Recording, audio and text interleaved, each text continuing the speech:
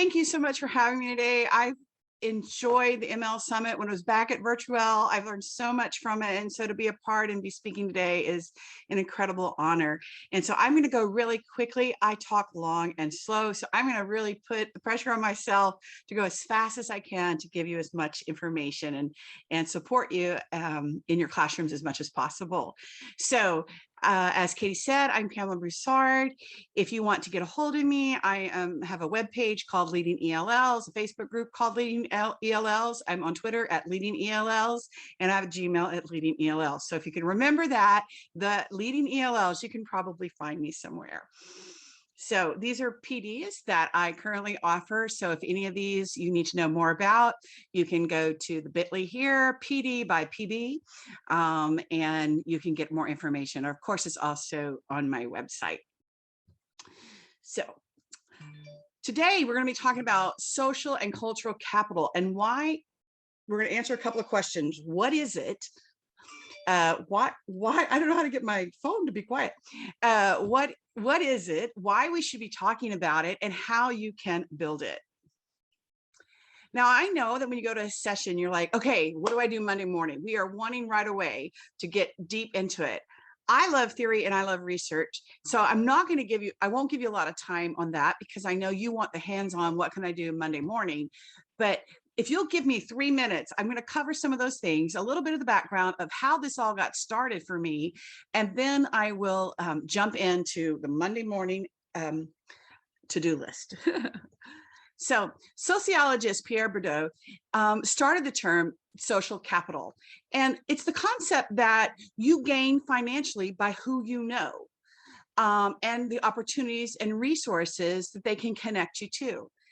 For example, if I go to a party with Bill Gates, I'm going to meet a whole lot of people who have connections, who not just financial ways and means, but they also have connections. They know people, they know industries, they know their ropes in different kinds of places. It opens your doors, and it opens the doors for our students, not only for their future and their finances, but it also opens our opportunities to get to resources. And that is crucial for our new arrivals, for our students who are from other countries, who do things differently, that they are connected to people and resources. And we see that our social capital is the impact of who you know. So while in a school setting, it may not be immediately about the financial gain, there is an impact on the opportunities that students can have. If they know the cheerleaders, and they know the football players, and they know the principal, and they know the counselors, and they know the social worker, their worlds open up. They have more opportunities. They hear the other students talking about their future and what they're going to do. And they hear the counselors talk about scholarships or camps or activities that they could be involved in. But what we find is that oftentimes our students tend to stick within themselves and into their group and first language group. Let me tell you how this got started. Several years ago, I teach at a high school that had almost 4,000 students. And I was talking to some students who had graduated, and they shared with me that they graduated and they had never had a friend who did not speak their first language. Though they made friends of students who lived here, they were all students who already spoke their first language. So they had never crossed that divide of the we and the them, of the monolingual versus the multilingual. They had never had those opportunities. And so when it's time to get to jobs, when it's time to look at opportunities, they've only understood one way and one culture. And that's a real disadvantage for our students because they don't hear as many opportunities, they don't know about as many things going on. And so we want to provide intentional opportunities to build that social capital. Why? Because they'll have a richer language input. We have at our school an organization called PALS, Peer Assisted Leadership. It's a national program. It's the students who are mentors to the elementary kids. But we decided a few years back to have them come to our new arrival program and work with our kids. First, they just do games, and then later they begin to work on the academic skills. And they get to hear the language of peers. They get to hear how they would say it, how the slang, the idioms. I remember a student coming up to me and saying, can I teach her, I'm in a pickle? And I'm like, that's an idiom I would never use, but it was something that the student used. And that's natural learning it from another peer, from someone their age, is going to develop their language faster and cooler, way cooler than Miss Broussard. It also gives them the opportunity to broaden their experiences and perspectives.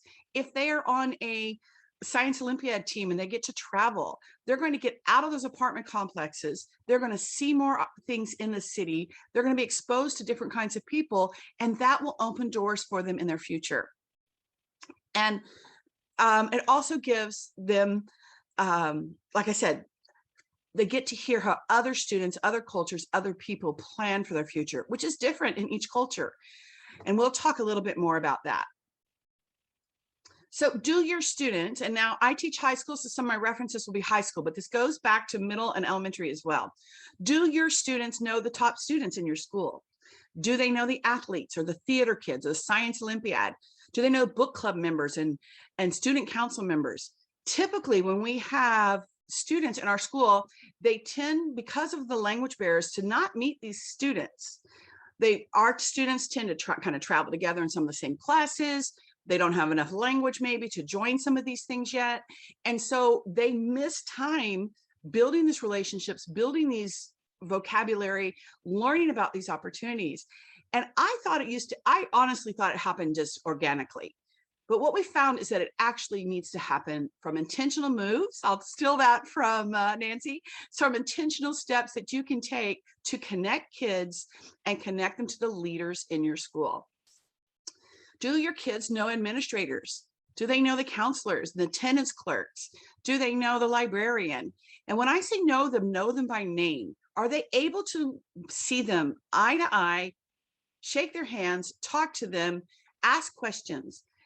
And what I found is that we have to teach that intentionally. And it was never in any book or any of the PDs that I'd been to, but to really intentionally build these relationships with the other leaders, the student leaders, as well as the adult leaders in the building. When we talk about culture capital, it refers to understanding how various systems work. For example, how to act in different situations or conduct yourself or what to wear. I'll give you a perfect example of this. I used to live in Afghanistan and I like bright colors. Right now I'm wearing black, but often I wear very loud clothes, lots of bright colors. And I had an Afghan pull me aside one day and said, you know, Pamela, you're really too old to be wearing colors like that. I was shocked because in my culture, you can wear bright colors until the end. But in the Afghan culture, it was a sign of youth, and I was an adult. And so in that situation, I had to learn, hey, if I'm going to go to a business meeting, if I'm going to speak to government officials that day, if I'm going to be among leaders of the country, I need to tone down my outfit so that they can understand that I'm serious, that I am mature, and that I'm respectable. I'm still an American. I was an American before, and I came home and I'm still an American. I still wore bright colors. I didn't take that out of my life, but I knew how to navigate this new culture. I knew how to be involved and be respected within a culture. These are things that our students and their families, we can intentionally teach. We can intentionally expose them to. And the best way to do that is not necessarily directly teaching, even though we do that sometimes, is providing opportunities for them to build this cultural and social capital. So how do we do that? Well, first of all, why does it matter?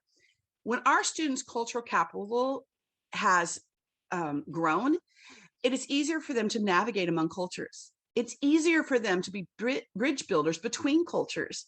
It improves their reading comprehension. And you're like, what are you talking about? Why would that improve their reading by just knowing more people and going to a football game? Most of you have probably heard the baseball research where students who had low ability to read and students who had high ability to read were both asked to read about baseball. Students with a lower Lexile reading level were able to read harder and higher material if they had background in that information. If it was not new to them, if they knew about baseball, they could read way above their level because they had that background information. Whereas students who are more proficient readers, if they had less background, could read less. Most of us have heard about that research. So what does that mean for us as a teaching multilinguals? Is building with them and for them cultural competencies, letting them see a football game. So when they're reading it on their state exam, or they're reading about a pep rally, they have experience about that. Those of you who teach elementary, when they have had experiences with some of the soccer team or the choir program at your school, or they've intentionally met the cross guard, or they've had a conversation, had a police officer come in their room and give a presentation, that is building background knowledge that is going to help them not only in life, but also academically in their classrooms. And in the long range goal, it opens job opportunities and potentially more money. When students have the confidence to go between cultures, when they have the social skills to go between cultures, that opens more doors and more opportunities. I recently was traveling, and I took a shuttle from the airport to my hotel, and another gentleman got on that same shuttle, and he got on with this, and I have never seen these before, wasn't really sure what it was. So I asked him, and he says, well, they're like suitcases, but they're built like Legos, so they all connect to each other. So you can form them in different ways. You could put it going up and down like this, you can make it go across, but they all click together like Legos. We know our kids come with culture. They come with rich backgrounds. They come with language. They know how to navigate within their own cultures. They know how to navigate and be successful and be connected. And they have a rich capital and rich background. But what we're talking about here is not a subtractive model. It is giving them more tools. These cool Lego luggage things have wall mounting units. You can put them here when you don't need them, but you also can take them out. So we're not talking about, hey, you need to act more American. You need to be more like the mainstream culture. We're talking about adding to them the social and the cultural capital so that the more doors will open, so they will be more successful. And here's the secret, they'll also be happier. We know if you study anything about culture and students, you know that those who can move among the cultures are happier. And why does that matter? Because we also know the research that says 33%, you increase your productivity 33% when you're happy. Our students who feel comfortable moving in between the cultures, moving in between and knowing how systems work, and their families know, will be happier and more productive in the classroom. So give you a little background, a little bit of research. Stanford University did this fascinating study. We know that the Western culture is an individualistic culture. When you look at scales, we're number one of the most individualistic, where many of our students come from families and from societies that are collective, that are about the group. We're about the I, most of the world is about the we.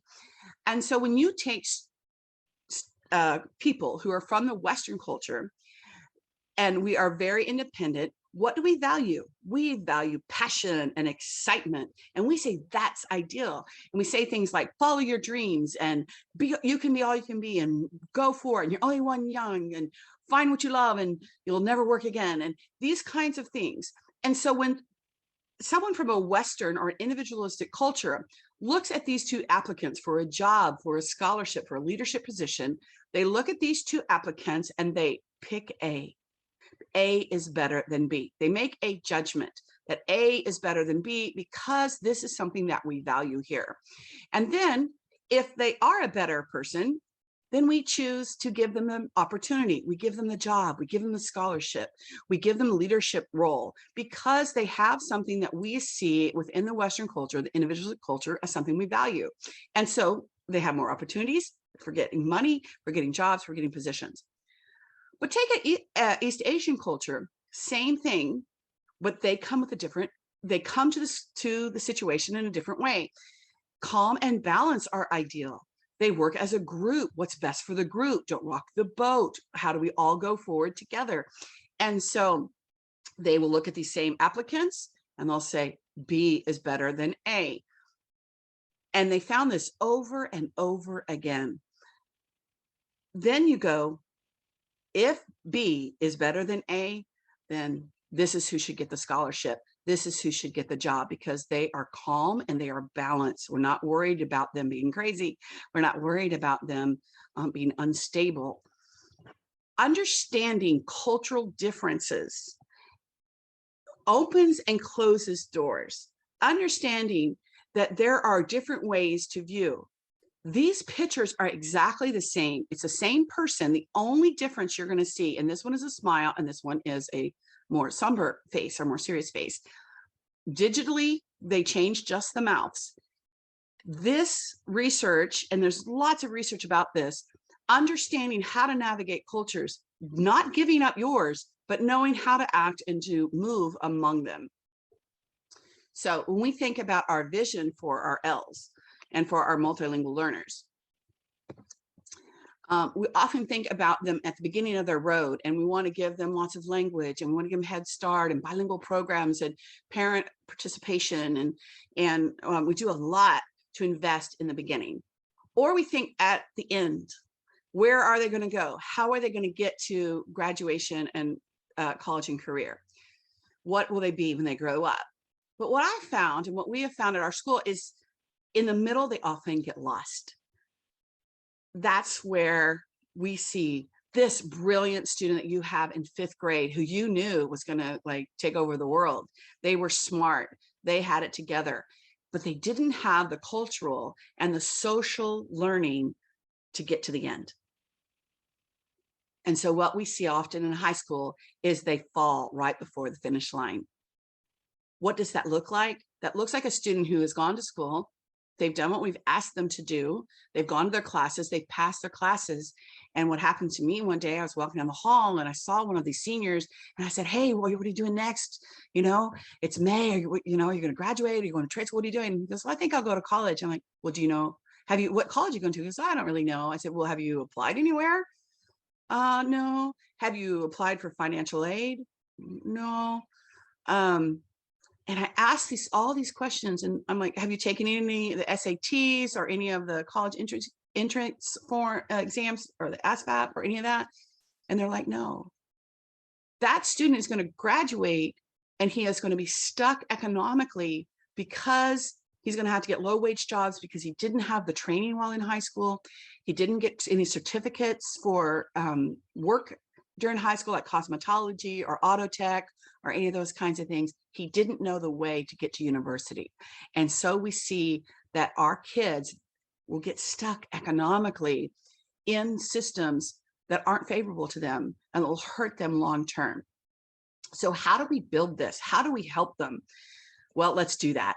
Let's build a strong background for our students so that they get to the finish line. They get all the way to the end. I have thought long and hard about this for several years. And so I finally this summer, I've created a planning guide. So you can have just really clear step-by-step, what can you do to build the social and the cultural capital for your students? You can get it at, well, I guess up there, I'm not sure.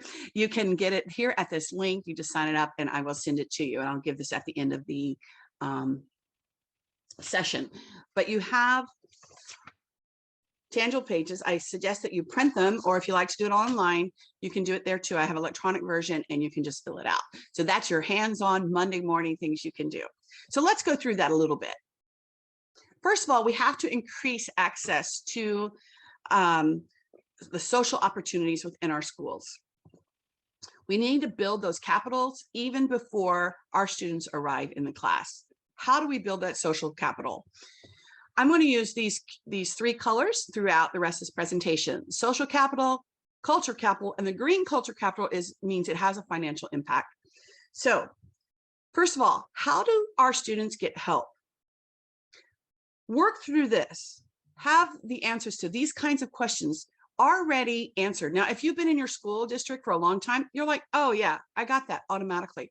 Maybe you're new, maybe you're a younger teacher that hasn't been in that area, or you've changed districts. Look for this information. Be able to share this with your students and their families right away so they know how to get help. We know because we've been there forever. But if they are new, that's really difficult.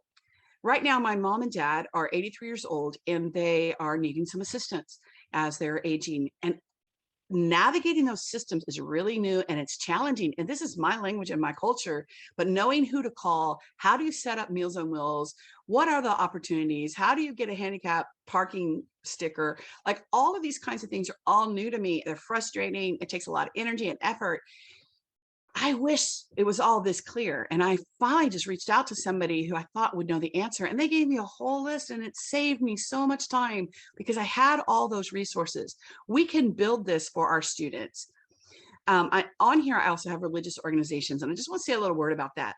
Only in the United States is religion weird and talking about it. Every other culture, almost every other culture around the world, it's a very matter of fact. Are you male or female? Are you from here or from somewhere else? Are you this religion or that? And it's not an offensive question. So I ask my students, you know, in your country, where you belong in any religious organizations? I'm like, hey, do you know we have a mosque on this street over there? Do you know that there's a Spanish speaking church down the road there? Do you know that there's a temple on this street? Getting kids connected and their families connected to things that will support them socially and emotionally, and will build up their capital.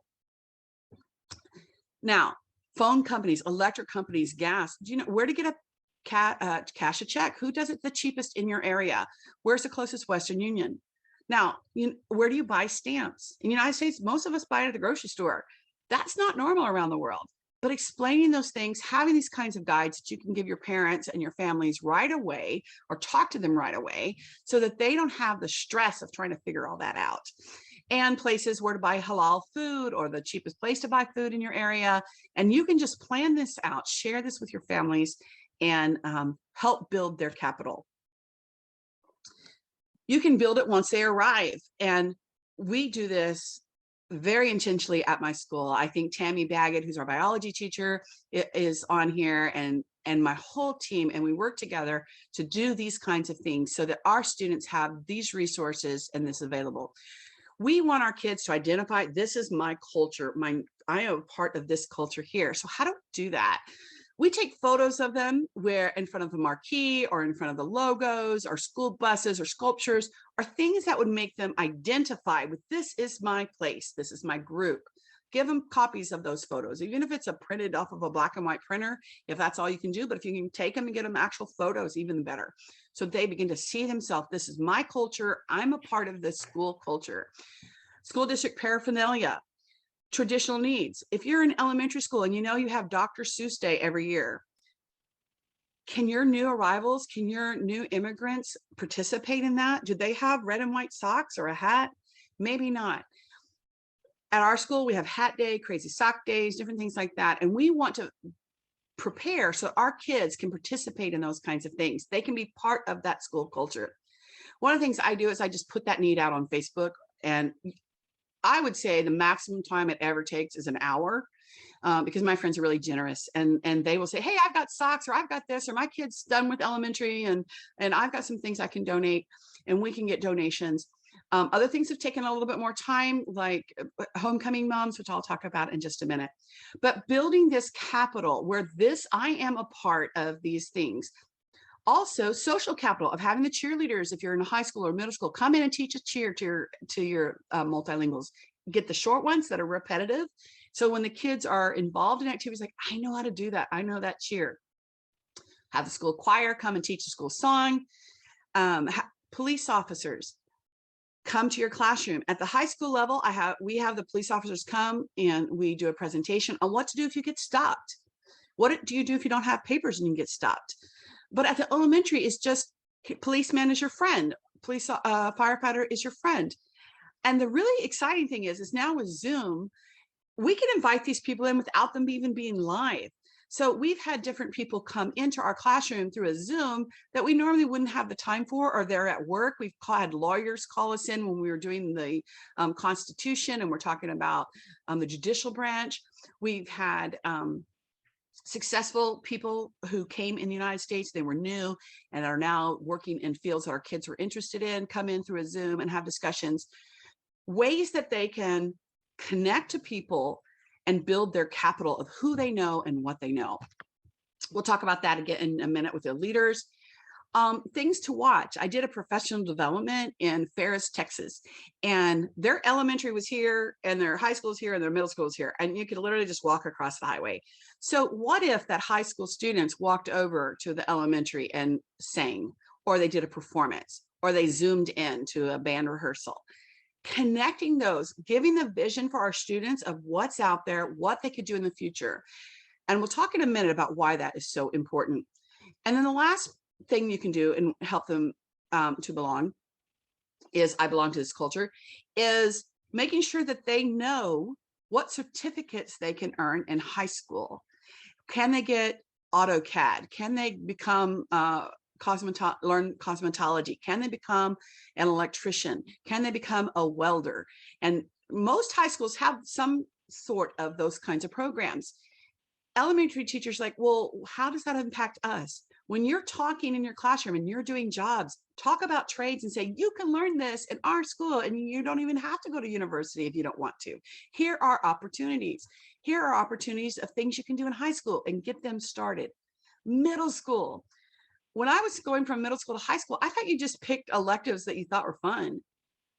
Our students want to have fun, and that is important, but we need to help build them and help them build their future. So when they're in 8th grade and they're choosing their electives for their high school, letting them see about what are the ways they can get certificates. What are their ways, if they're going to go into they want to be a doctor, then what classes do they need to take? Here's the key to that. If you don't decide until your junior year that you want to be a hairdresser because you've never even thought about what you're going to do because you're just an 8th grader or you're just a 9th grader and you're just, doing life. And all of a sudden you're getting toward your junior and senior year and you're realizing, hey, I've got to have a future. Most of those kinds of classes, it's too late to join them. You've got to have 2. And now for some reason, they keep adding more prerequisites. So you want to help our kids understand what is a road to success, whatever their success wants to be, whether it's in the field, a professional field or in a trade field, a professional trade, to let them know those roads. Financially, it makes a huge difference. You can get your licenses and just pay for the test while you're in high school. If you have to wait till you graduate and go to welding school, cosmetology, electrician school, you're going to pay for the classes and this. So we want to save our kids money. We want them to know, hey, this is what's coming. This is the steps to get there. So address that at the elementary. Here's some trades. Here's some university graduate kinds of programs that you could do. This is how you get there. You don't have to do a lot about that, but find out what is in your district and make sure that when you're talking about helpers in our community and jobs in our community, that you include those so students know that there's access to them. So here's just how we've done it. Here's some pictures of us in front of our school logo, we are the Eagles. School paraphernalia. I'm building an identity for my kids. I'm building their social and cultural capital. I'm helping them become a part of a group. Here we ask our clubs at the end of the year to donate any leftover shirts that they might have. This builds I am part of this group. And not only here, we also take them to the football game. So when they go to the football game and they see everyone else in their t-shirts, the colors green and gold, yeah, that's us. That's us. That's me. I belong here. Now, I have yet to meet I'm not saying it's impossible, but I've never met a student who was brand to the United States, who went to a football game and said, now I love football the rest of my life. we're not asking them to love it. We want them to understand it at the cooler. I teach in Texas. Football is a big part of our culture. Like it, love it, don't care about it, but at least have the ability to discuss it, understand what they're talking about. So we do this, we have them have shirts donated, we take them all, and we're building that cultural capital for them. If you're not from Texas, this is going to seem really strange. I didn't know until I was an adult that this didn't happen all across the United States. I thought this was every high school, but this is really a Texas thing. I found out is these homecoming moms. We have a homecoming games and you wear these, and then the boys wear boutonnieres. These cost about $100 or more. Who can afford that? A new immigrant, a new refugee? No. And so I, year after year, ask people if they, wait till they graduate and they've been gone about a year, because after that, they don't care about high school anymore. First year, they still care. Second year, college student, they don't really care anymore, or they're working a job.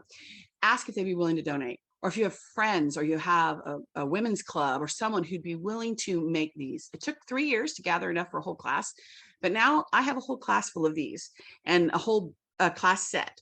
And so when we have football games, we have homecoming, the kids don't know what these are. I say, wear it, you'll love it. And afterwards you'll be proud. And so the kids wear them, they see the other kids and they belong. At your elementary school, like I said, it might be Dr. Seuss Day. Can you see at garage sales or dollar stores, red and white socks or the hats, so that everyone feels a part and they're not set apart from the mainstream culture? If I'm a refugee, I'm not going to be packing this kinds of stuff in my bag when I only have 1 or 2 bags, or if I just came in a backpack. If you're coming from another country, or you're living in poverty, or you're struggling, you're not going to spend your money on a crazy hat for crazy hat day. So what I do is after Halloween, I go to all the after Halloween sales and I build up a collection so that my kids can be a part, our kids can be a part of hat day, or whatever the traditions are at your school. And again, asking your friends on Facebook, do you have any kinds of these to donate? Because probably you have friends who their children have already outgrown some of these activities that they do in the elementary school or the high school. Letting them meet the cheerleaders and the other leaders in the school, having them come and learn a cheer is really helpful and fun. When they go to the game, they already know it. When they go to pep rally, they know it. You could have the high school kids even come to the elementary and teach some cheers. It's repetitive language. You can do it through Zoom. But again, connecting them to people, the culture, and the ideas. Now, what I said earlier about this is an additive, it's not subtractive. So for example, we're not doing parades at our school anymore because of COVID. Maybe we'll do them again later, but we wanted our kids to be involved. And so we had our own float. And then we wrote, Mexico loves side falls, Honduras loves side falls, Ecuador, Russia, Cuba, Jordan. We were bringing our culture we were adding it to Friday Night Lights. That's a big part of Texas culture, Friday Night Lights. And so an additive, we're not getting rid of our culture, but we're adding to it. And we're building that capital, we're building that belonging. Here's another way, and this is one of in the cultural planner that I've given you, that you can have access to, you can sign up for, is after our students have been in our school about a week, sometimes it takes a week and a half, as soon as they can say, my name is, I'm in this class, what is your name? We give them a form like this.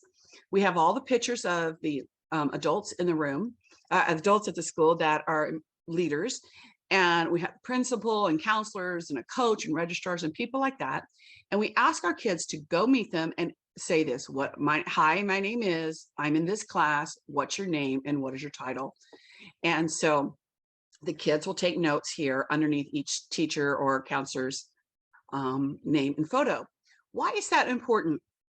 Because we want our students to be able to greet, talk, and feel comfortable going to leaders and being among leaders.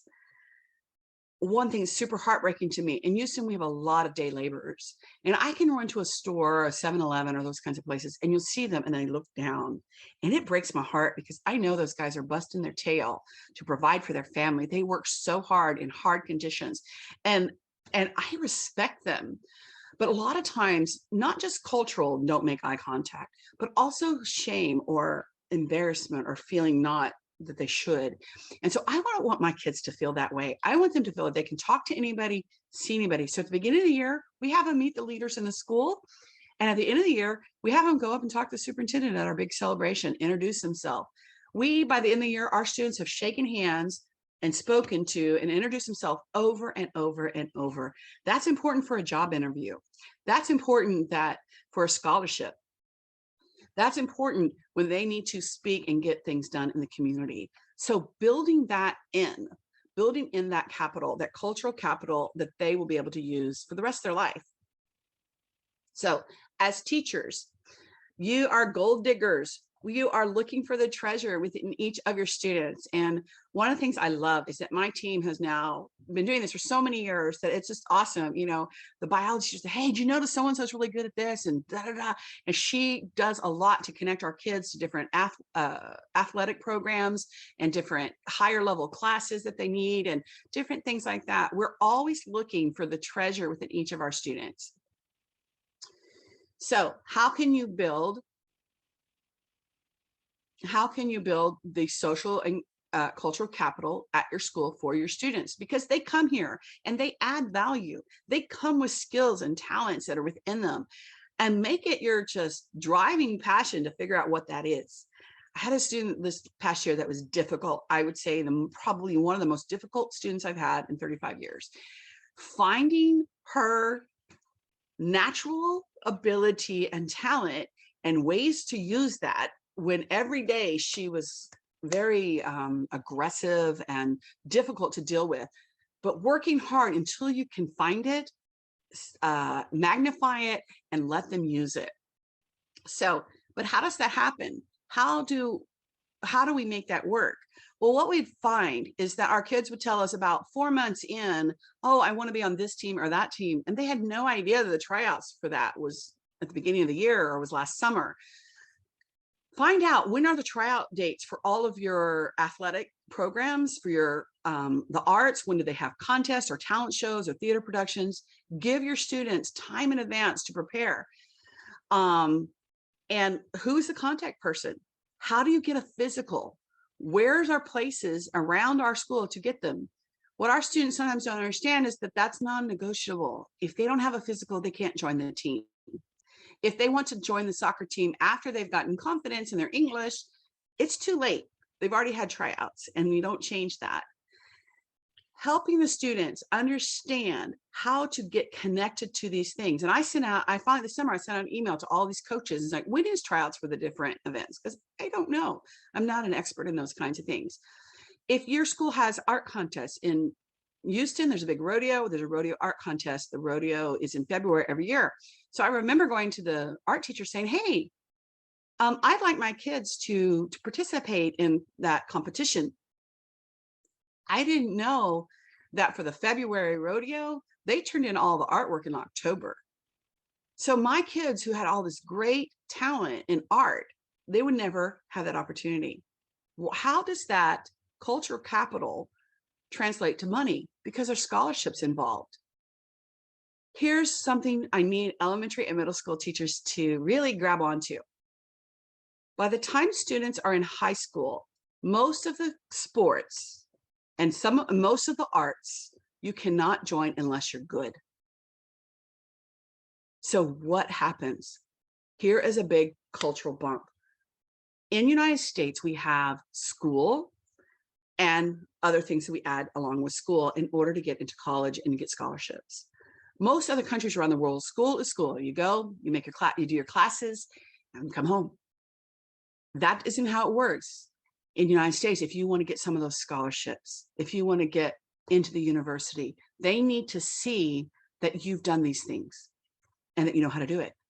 Well, what's the problem? I can't get on the football team. I can't get on the basketball team as a beginner. I don't know how to play the sport I want to learn. We don't have time for that. They only take the best. They take the top 22 kids, or however many is on a team. They take the best. So elementary and middle school, if you would begin to work with your families and help them understand that we need school plus an activity, because they want their kids like, oh, we're in America, school is the only thing that's important, just be good in school. But that's not true.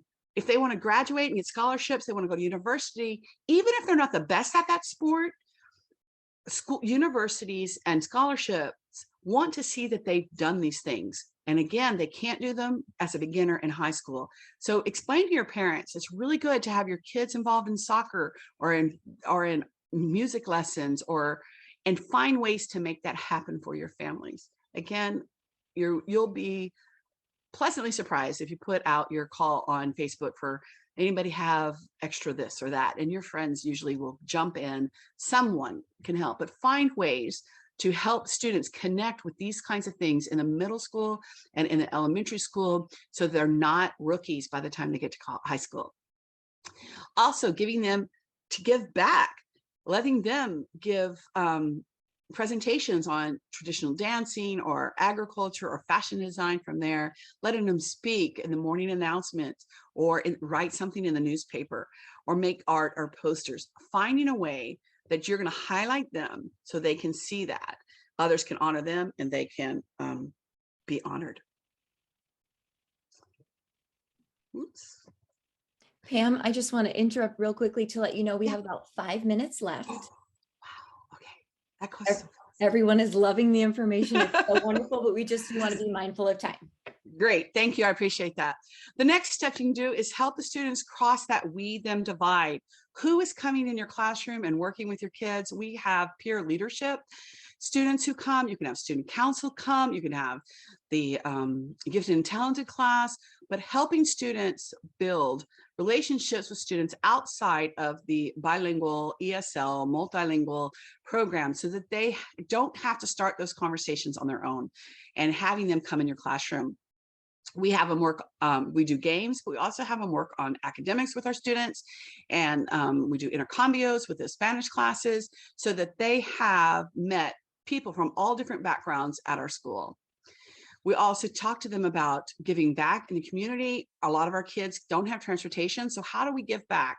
How are we, which is another value in our culture and in college applications, is, you know, we have things like make Valentines for the special ed students, and we give back and we teach students how to get involved.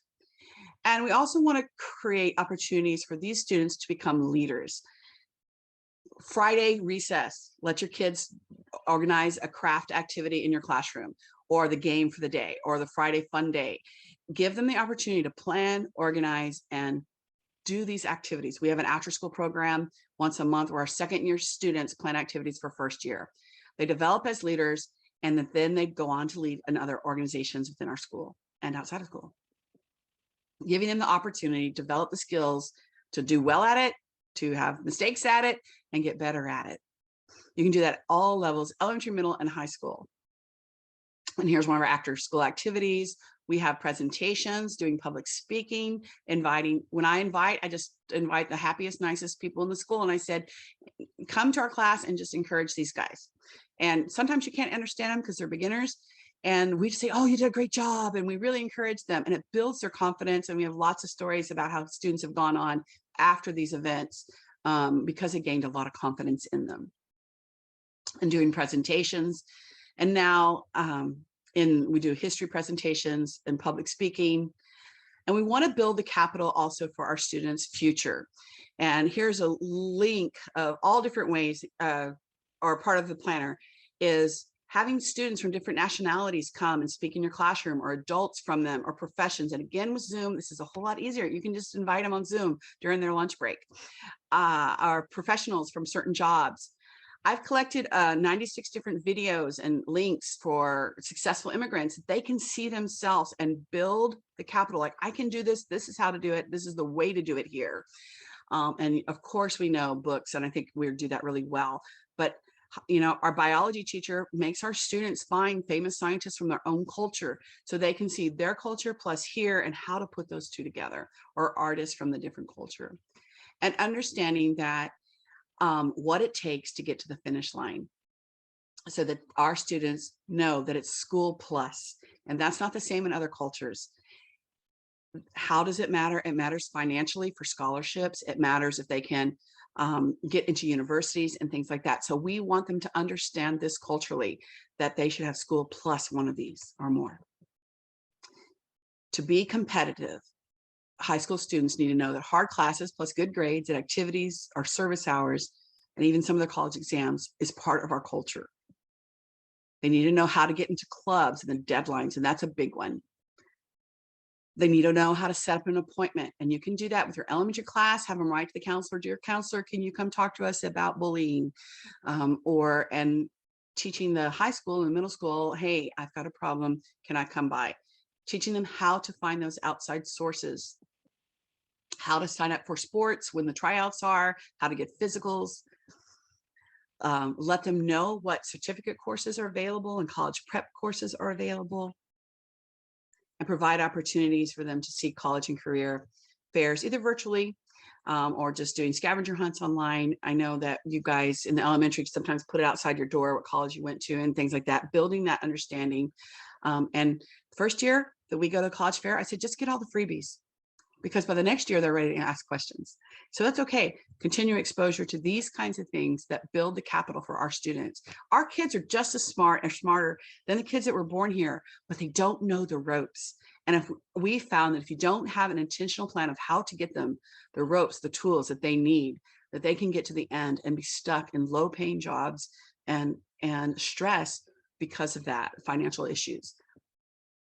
Helping the students know, like I said earlier, the best classes for their future and the difference between trade schools, community, and university.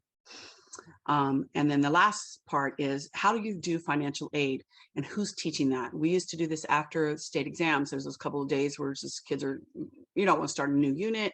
It's Wednesday, but the kids need a fresher.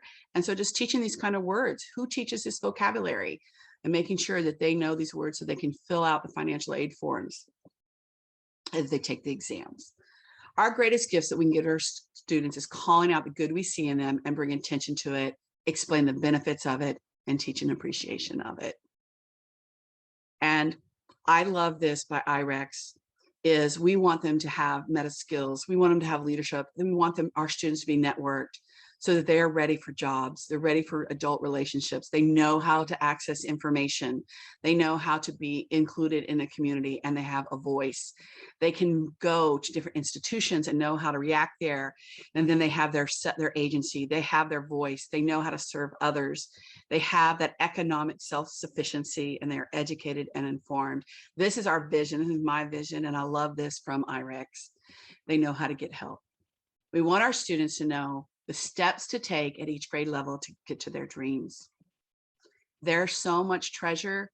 We want them to have the social and cultural capital to get to those dreams and to get to those plans. Thank you. If you want to get to, like I said, I have a written out guide of what you can do to develop the social and cultural capital here in a step-by-step, a planning guide. You could sit down tomorrow and write it all out. And these are action steps that we can do. There's also more information at my website. So thank you for the opportunity to share. Sorry, the last part got a little fast, but the information, like I said, you can access it there. So thank you very much.